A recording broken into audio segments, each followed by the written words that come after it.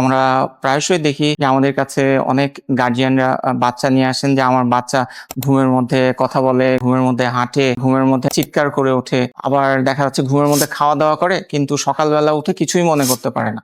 তো এটা নিয়ে তারা খুব উদ্বিগ্ন হয়ে যায় যে এটা কোনো বড় ধরনের কোনো অসুখ কিনা। এটা আসলে অসুখ না, এটা বাচ্চাদেরই মস্তিষ্ক পুরোপুরি ম্যাচুরেশন আসে না। দেখা যায় যে ঘুমের সময় ব্রেনের কিছু অংশ দেখা যায় যে বিশ্রামে থাকে আর কিছু অংশ কিন্তু ব্রেনের কাজ করে। যেটা জাগ্রত অংশটা ব্রেনের, সেই অংশটা এই প্রবলেমগুলো তৈরি করে।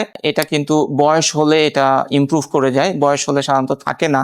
তো এটা বাচ্চাদের যেগুলো হয় খুবই নর্মাল একটা জিনিস, এখানে কোনো স্বাস্থ্য ঝুঁকি নাই এবং এটা বয়স হলে কিন্তু চলে যাবে। কিন্তু দেখা যায় যে অনেক সময় বয়স্কদের মধ্যেও এটা দেখা যায়। তাদের মধ্যে কেন হয়? এটা মূলত হয় হচ্ছে স্ট্রেস, মানসিক চাপ এবং কাজের চাপে পড়ে, অথবা দেখা যাচ্ছে ঘুমের ব্যাঘাত হচ্ছে, ঘুমটা ভালো হচ্ছে না, তখনই কিন্তু এই সমস্যাগুলো বয়স্কদের মধ্যে দেখা যায়।